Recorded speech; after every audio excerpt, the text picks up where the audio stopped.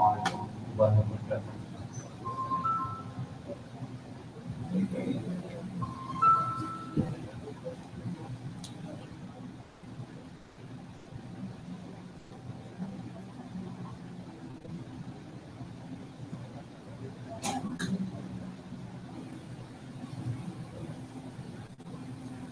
My brothers and sisters, inshallah, today our session is Surah Al-Baqarah, Surah number 13, from verse number 28.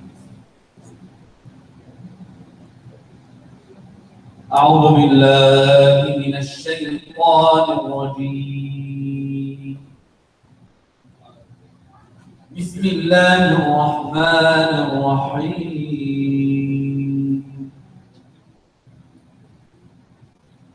الذين آمنوا وتطمئن قلوبهم بذكر الله ألا بذكر الله تطمئن القلوب. الذين آمنوا وعملوا الصالحات طوبى لهم وحسن مآب. كذلك أرسلناك في أمة قد خلت من قبلها أمم لتتلو عليهم الذي أوحينا إليك وهم يكفرون في الرحمن.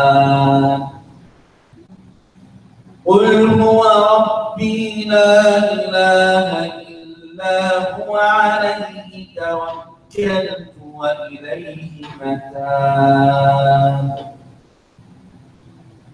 ولو أن قرآنا سيرت به الجبال أو قطعت به الأرض أو كلم به الموتى بل لله الأمر جميعا. أفلم ييأس الذين آمنوا أن لو يشاء الله لهدى الناس جميعا. ولا يزال الذين كفروا تصيبهم بما صنعوا خالعة أو تهل قريبا من دارهم حتى يأتي وعد الله إن الله لا يخلف الميعاد.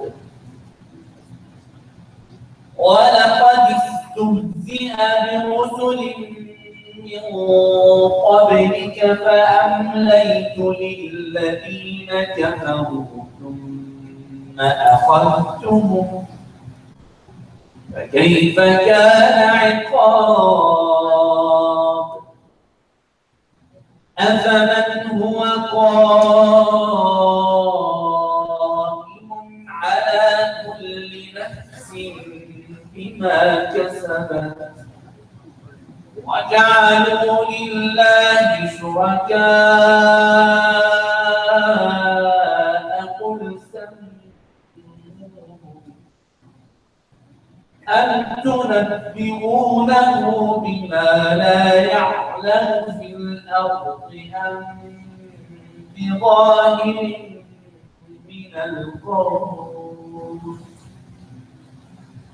بل زين للذين كفروا مكرهم وصدوا عن السبيل ومن يضلل الله فما له من هاد. لهم عذاب في الحياة الدنيا ولعذاب الآخرة أشد وما لهم من الله من واق. مثل الجنة التي وعد المتقون تجري من تحتها الأنهار أكلها دائم وظلها تلك عقبى الذين اتقوا وعقبى الكافرين النار والذين آتيناهم الكتاب يفرحون بما أنزل إليك ومن الأحزاب من ينكر بعضه قل إنما أمرت أن أعبد الله ولا أشرك به إليه أدعو وإليه مآب صدق الله العظيم.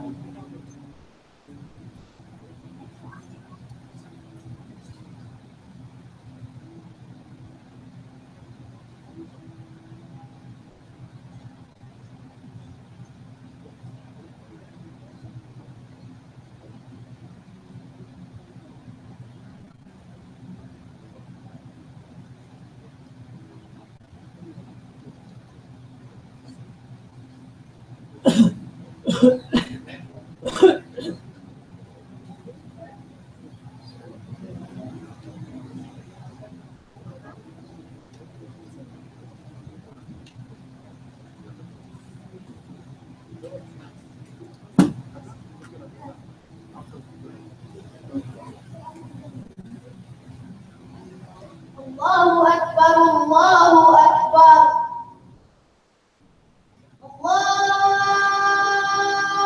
الله أكبر الله أكبر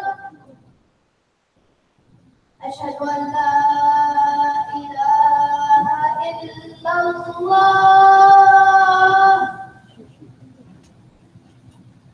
أشهد أن لا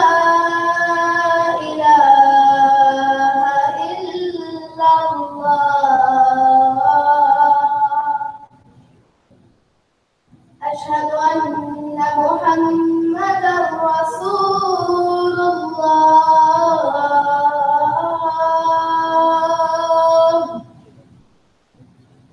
أشهد أن محمدا رسول الله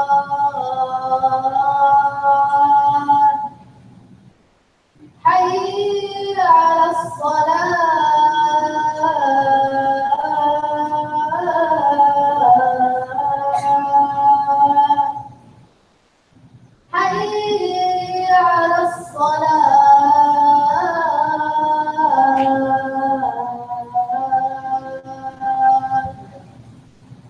حي على الفلاح حي على الفلاح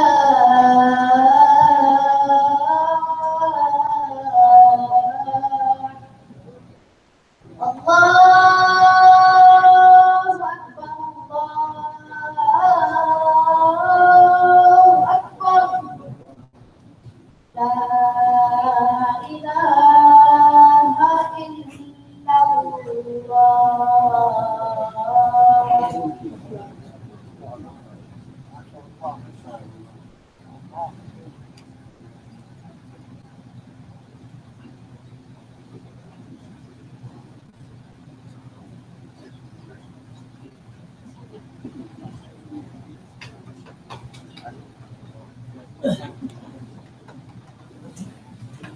Something wrong.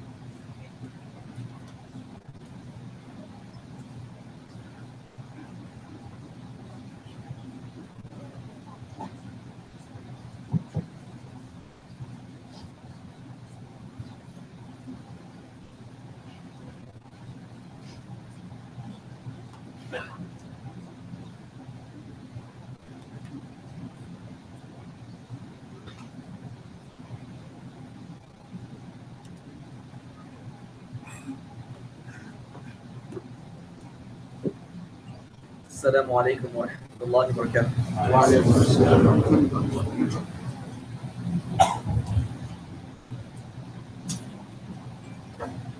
الله أكبر الله أكبر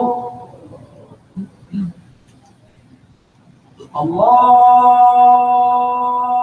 أكبر الله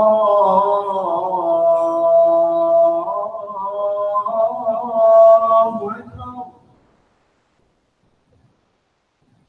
أشهد أن لا إله إلا الله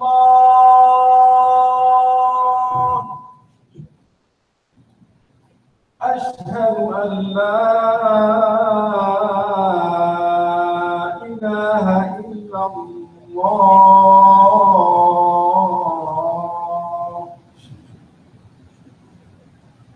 أشهد أن محمدا رسول الله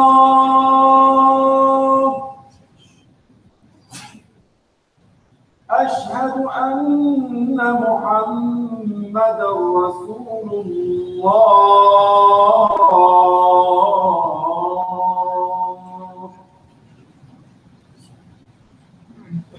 حي على الصلاة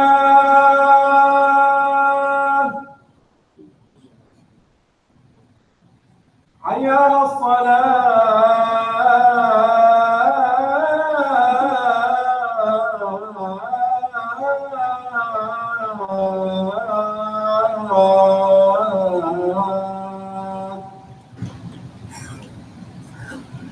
حي على الفلاح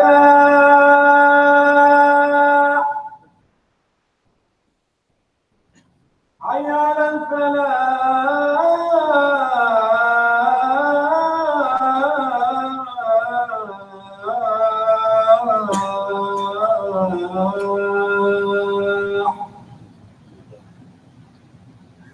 الله أكبر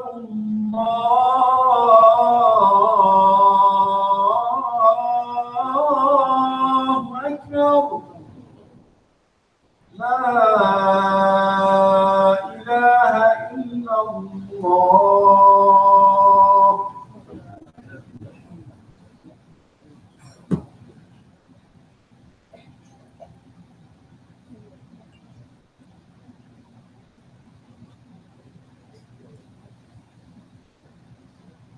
الحمد لله إن الحمد لله نحمده ونستعينه ونستغفره ونؤمن به ونتوكل عليه ونعوذ بالله من شرور أنفسنا ومن سيئات أعمالنا وأشهد أن لا إله إلا الله وحده لا شريك له وأشهد أن محمدا عبده ورسوله. We begin by praising Allah subhanahu wa ta'ala. We seek His guidance, we seek His assistance, we seek His forgiveness, we seek His nearness, and we put our complete trust and reliance in Allah. Because of that deep trust that we have in Allah, we go to Him alone in protection from the evil thoughts that may creep into our minds, and we go to Him alone in protection for the consequences of in seeking protection from the poor choices we have made in this life. I bear witness that there is nothing in this universe worthy of serving, of obeying, of absolutely loving, except for Allah. And every witness of Prophet Muhammad sallallahu alayhi wa sallam, his last and his final messenger. Ya ayyuhalladhina amanu ittaqullaha haqqa tuqatihi wa la tamutunna illa wa antum muslimun. O you who believe, be mindful of Allah, be conscious of Allah, and be in awe of Allah in a way Allah has a right that you be in awe of Him. And do not allow yourself to die, unless you die in a state of Islam, in a state of submission. يا أيها الذين آمنوا اتقوا الله وقولوا قولا سديدا يصلح لكم أعمالكم ويغفر لكم ذنوبكم ومن يطع الله ورسوله فقد فاز فوزا عظيما. O you who believe, be mindful of Allah and always speak words that are accurate, precise, fair, and true. In doing so, Allah subhanahu wa ta'ala will forgive you of your mistakes, and He will bless your affairs and whoever obeys the guidance of Allah and His Messenger, and He has achieved the ultimate success. Wa every single nation in this world, every society, every tribe has its unique culture, and they have a unique folklore. The culture of a people, the folklore of a people are fundamentally important to who they are. It gives them a sense of identity, a sense of purpose, a sense of belonging. And that identity or that folklore and that culture includes the traditional beliefs. It includes the stories. It includes the icons and the symbols of that society. It includes tall tales and myths and many other things. And for those of us who are living in the society when born and raised here or who have immigrated, we see that there are many different subcultures operating in America.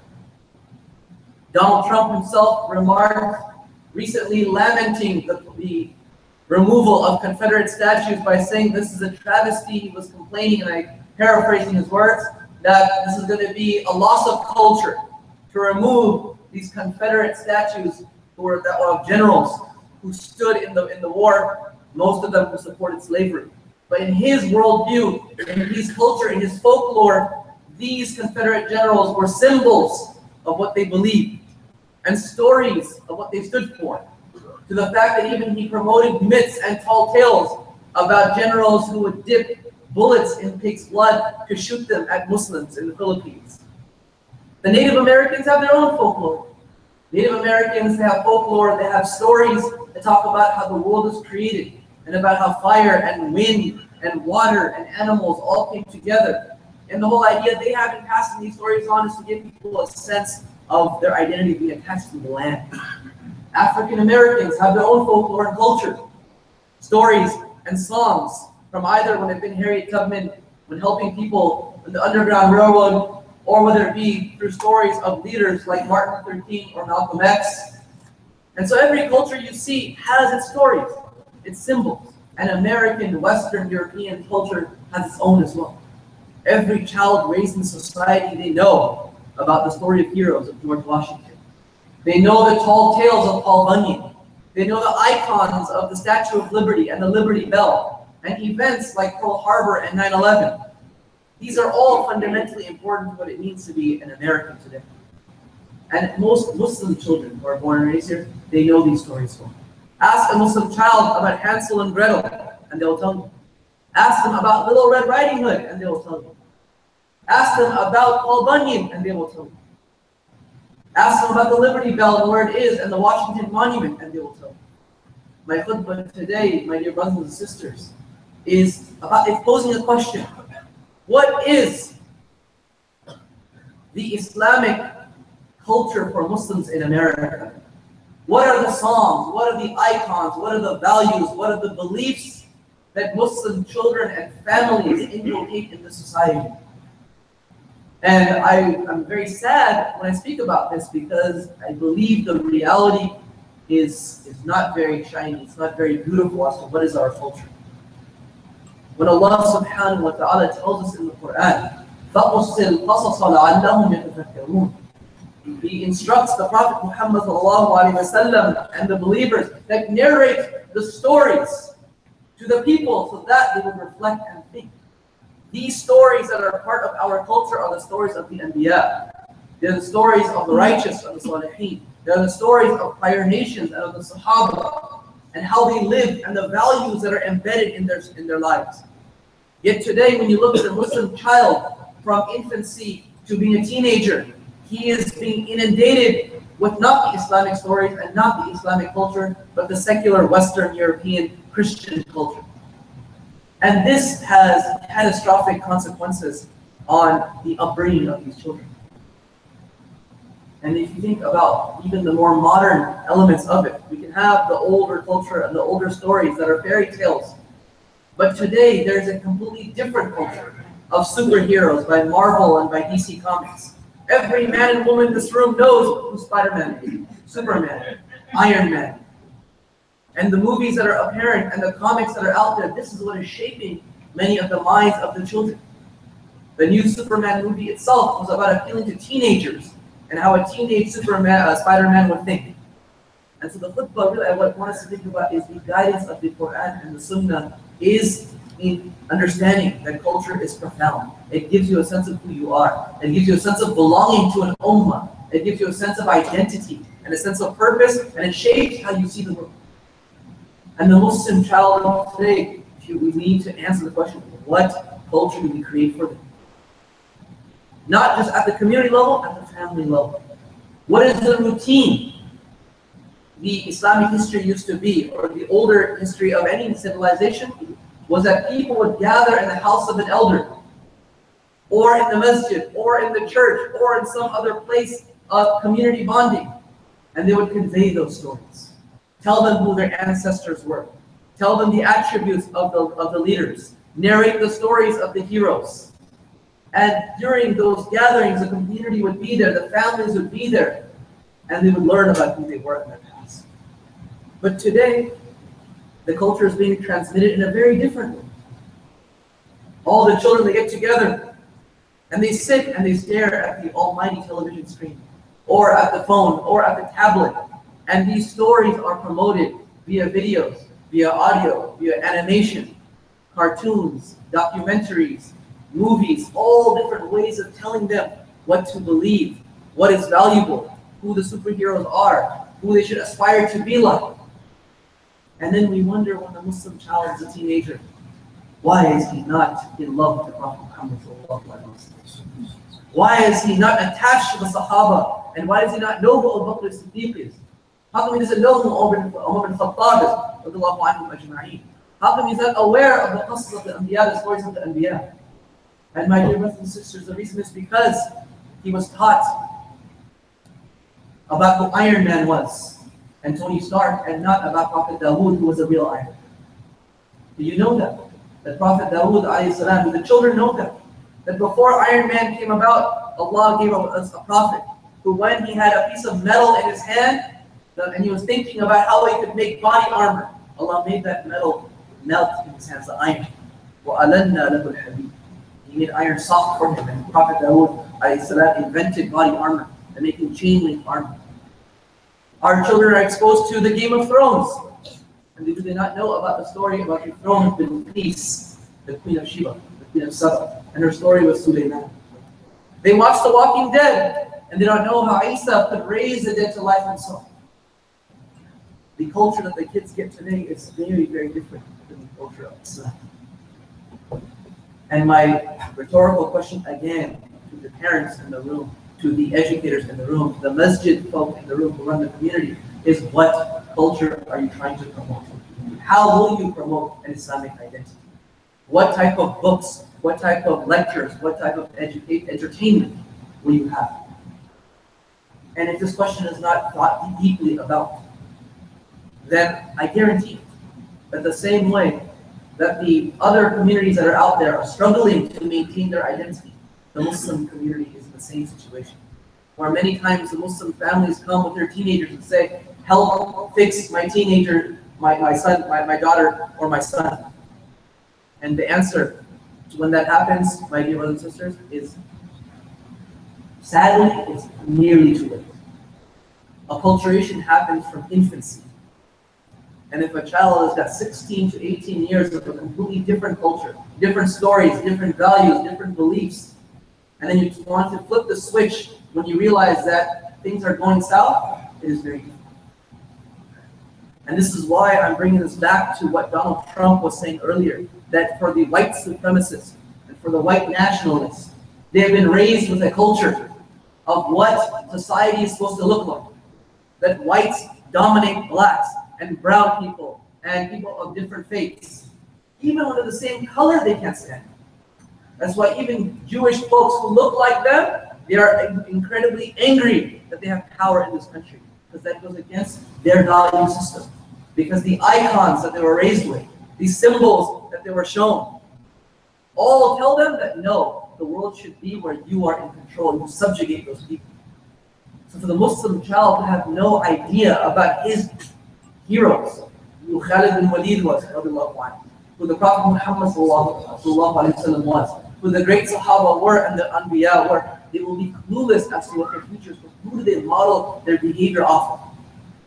In the second part of the khutbah, inshallah, I will address the more relevant issue of racial culture in Islam and how the Prophet Muhammad dealt with redefining Islamic culture when racism existed in the society the way that it exists today. أقول قولي هذا وأستغفر الله لي ولكم فاستغفروه إنه هو الرحيم. دائما ذنبكم ولا ذنب فاتقوا الله one who repents from the sins and the one who sins to ask for forgiveness of all who sins.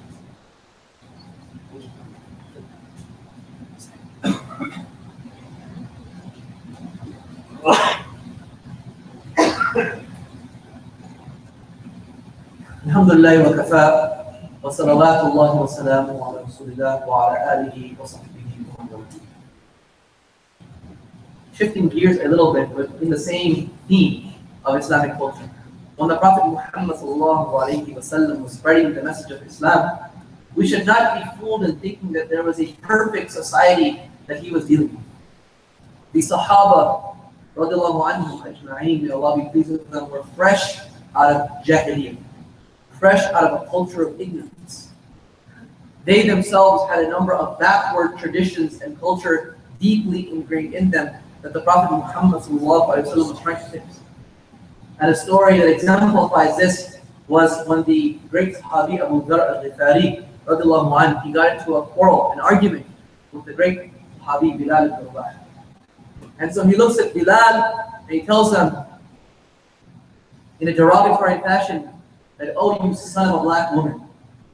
You could interpret that in 21st century English, it would sound much different. And so Bilal ibn Rabah, he comes to Prophet Muhammad and he tells him that, Ya Rasulullah, look what Abu Dharr has called him. And so the Prophet Muhammad, he looks at Abu Dharr, he said, Ya Abu Dharr, you still have remnants of Jahiliyyah inside of you. This was not an isolated incident. The Sahaba themselves had to deal with this.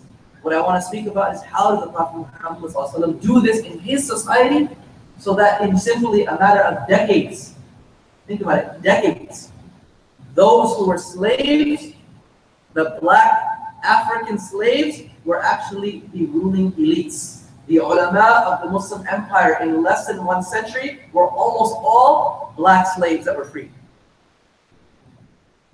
How did it happen?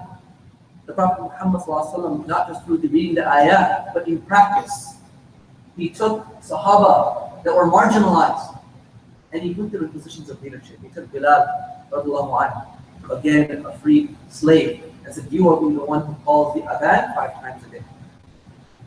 Now think about the culture shock that happened, where it's like Arab nationalism, which was like white supremacy at that time. They're saying, what? We, Quraysh, sons of Banu Hashim, who have the power and the authority, we're going to have to gather because of the voice of a black man?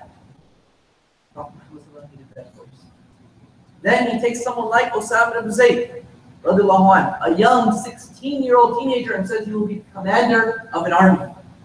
He took his father, his adopted son, Zayd ibn Haritha, and said he will marry Zainab, one of the most elite noble women of Quraysh.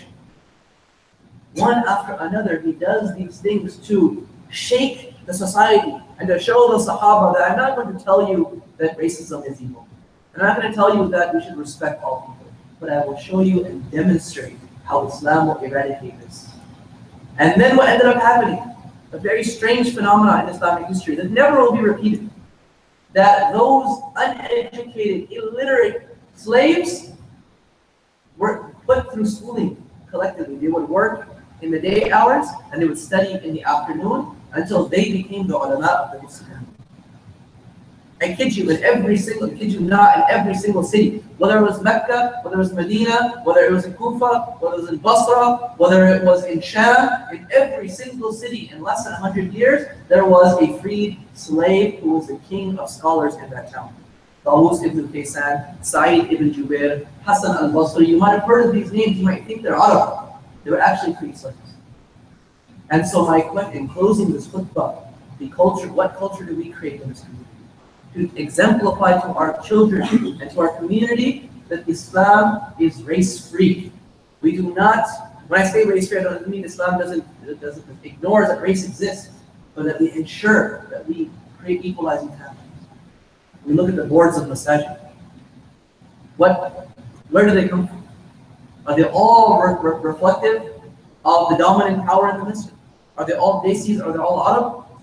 Are there any African Americans? Are there any Latinos? Are there any people from marginalized societies? I don't know. It's a question that you have to ask yourself. If we look around at when people want to get married, do we tell our sons and our daughters that don't marry people from certain cultures? Because we're worried about the stigma that our cultures have because of our racist cultures as well. That we want to marry people who are fair-skinned, we want to marry people who come from a certain society and a certain class. This is all jahiliyyah. That we have to look at ourselves in the mirror and say, we have jahiliyyah inside us. Or else, like I said, the consequence will be that our children will look down similarly on people of other colors. Because that is what all the signals are getting in society.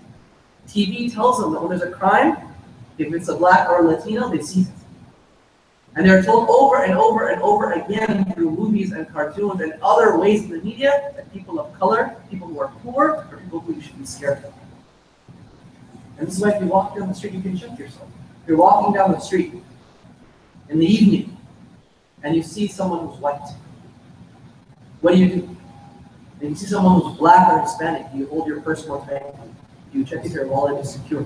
These are minor, they're very implicit things inside of us, but they're reflective of what we've been acculturated with. To have fear for certain people, and to be wary of certain people. And the Prophet Muhammad ﷺ, he was there to eradicate this by doing it. So imagine the Sahaba, they're seeing a black man calling the adhan. They're seeing a black man leading the army. They're seeing another black man marrying one of the most elite women of society. So what was a consequence of that? Umar bin Khattab, in just a few years later, when he is the Khalifa, he's giving stipends out to the different people who work for the state. So he takes Osama ibn Zayd, and he doubles the stipend of Osama ibn Zayd more than his own son, Abdullah. So people are wondering, why is this two young men who are equal in status and knowledge, why are they getting, one is getting half the salary of another? So Umar bin Khattab, he responds, he said, the Prophet Muhammad ﷺ, he loved Osama more than he loves you, and loved his father, Zayd, more than he loved your father, Umar. So in his own practice, he realized if the Prophet loved these Sahaba more, then I will show them preference. Because that is my love for the Prophet Muhammad ﷺ. In closing, my dear brothers and sisters, take a good look in the mirror. Look at the culture that you are putting in your children. The stories that they're getting. The role models that are being shown to them. The racial culture that's being modeled for them in their own house. And ask yourself, what am I going to do to make this successful? What am I going to do to ensure that my children keep their identity? Have that sense of belonging, have the proper worldview. And it's a collective effort. We need to do it as groups of people. We cannot do it as individuals. We need to have more gatherings where kids come together, families come together, and we talk about who we are, talk about our legacies, talk about our own role models. Even in this 21st century context, you ask the Muslim child, who do you look at as an American Muslim role model? Who would they say? Do they know about Muhammad Ali?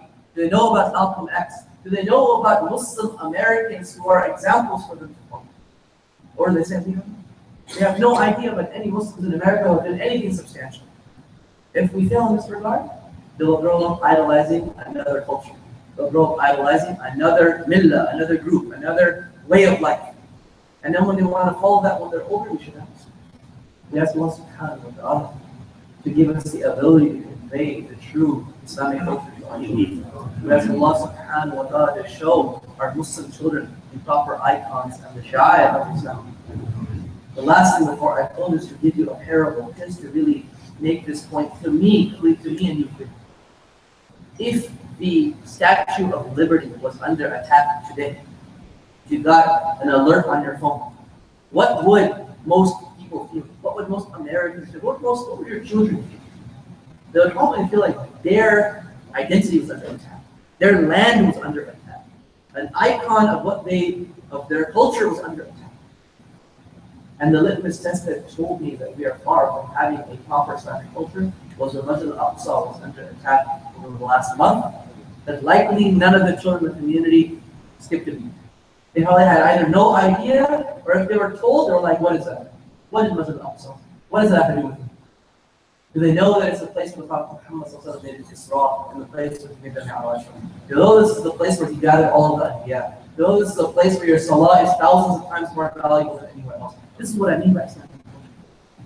What is on their wall? Is it a picture of some movie star and a movie, or is it a picture of Masjid al-Aqsa or of Mecca or of Medina? And these are the little things that you have to do that give your child a sense of, I know who I am, I know what I stand for. And when Muslim rights and when Muslim icons are under attack, I will stand for them.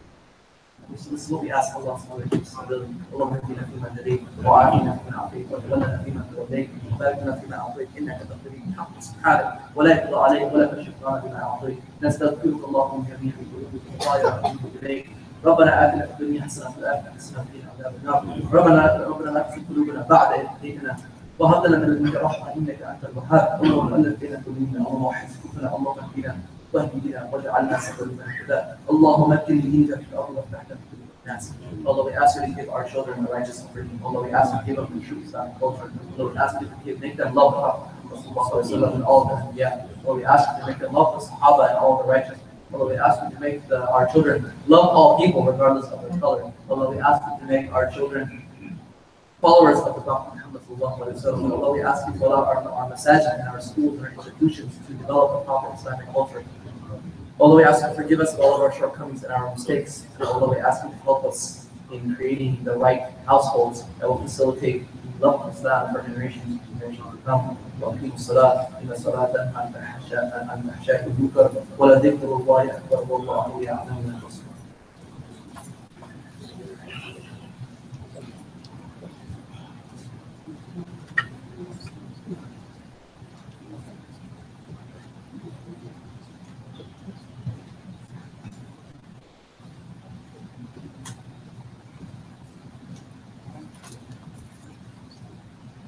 الله أكبر الله أكبر أشهد أن لا إله إلا الله أشهد أن محمدا رسول الله حي على الصلاة حي على الفلاح قد قامت الصلاة قد قامت الصلاة الله أكبر الله أكبر لا إله إلا الله.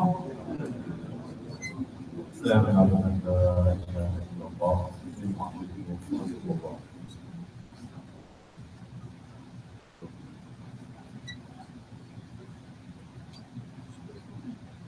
الله أكبر.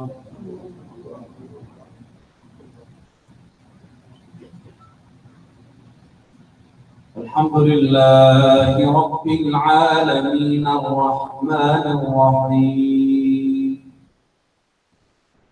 مالك يوم الدين إياك نعبد وإياك نستعين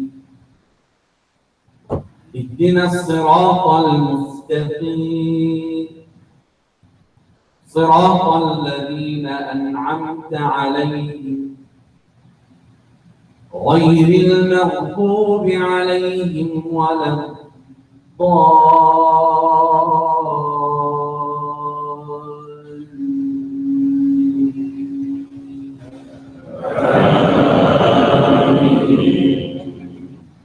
يا أيها الذين آمنوا اتقوا الله حق تقاته ولا تموتن إلا وأنتم مسلمون واعتصموا بحبل الله جميعا ولا تفرقوا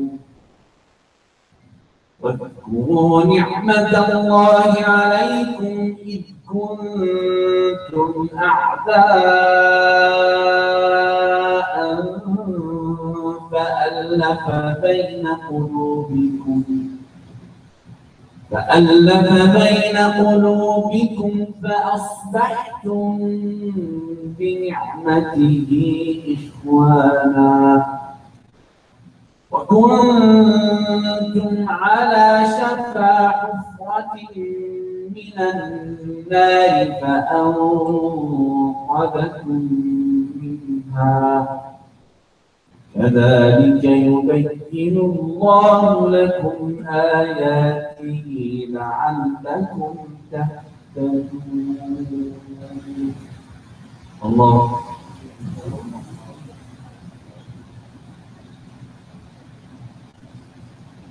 سمع الله لمن حمده. الله.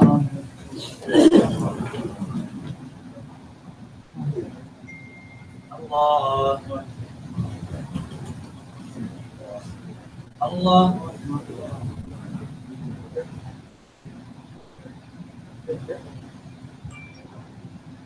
الله.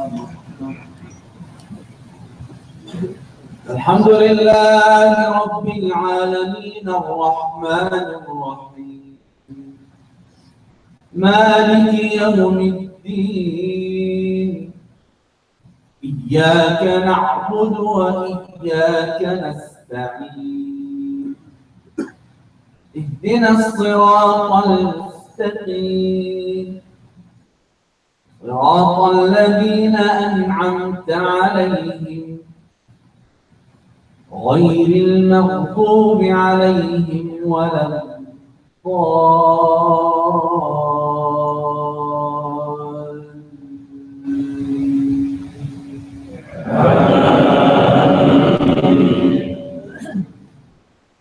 لقد كان لكم في رسول الله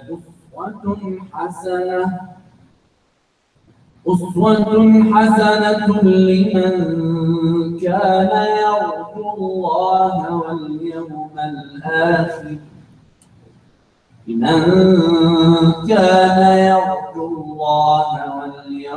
الآخر وذكر الله كثيرا.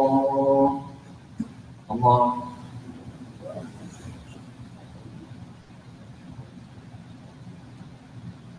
سمع الله لمن حمده. الله.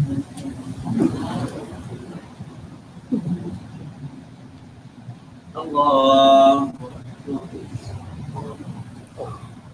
الله.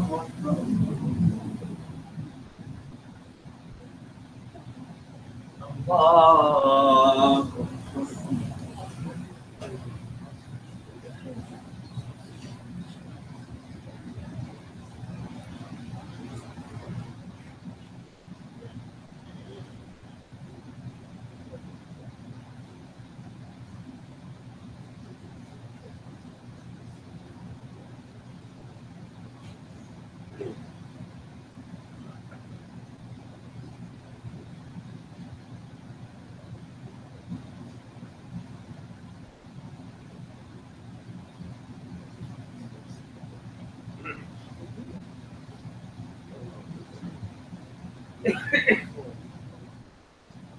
السلام عليكم ورحمة الله.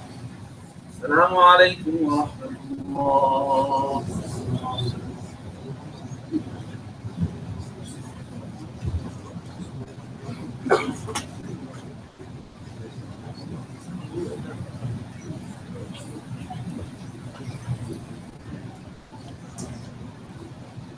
السلام عليكم ورحمة الله وبركاته. A young Muslim mother with an 8-year-old little boy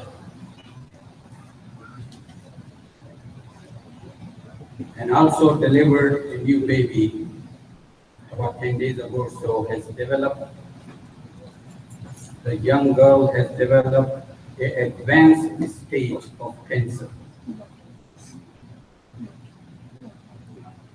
May Allah subhanahu wa ta'ala protect her. May Allah subhanahu wa ta'ala give her shafa'i. Her family and herself are requesting help. So we have to come forward and assist the family. Here's the envelope here. We all should help. So come forward, put in the envelope whatever you want to give to assist the family. and Brother Hijazi will carry on.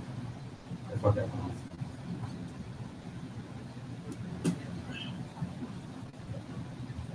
Assalamu alaikum wa rahmatullahi wa barakatuh.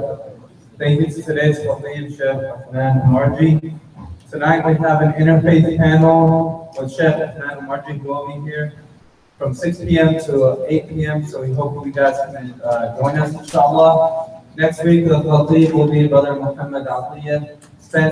Sponsors for family night are needed, so please contact me or Brother Anwar in the back if you would like to sponsor a family night.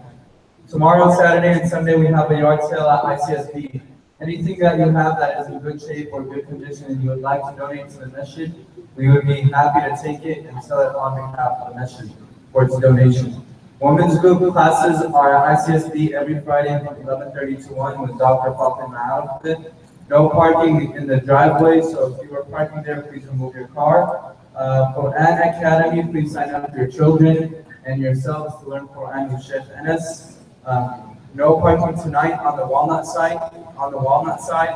Tomorrow at the Noor Weekend School, we'll have your early registration if you would like to register your kids.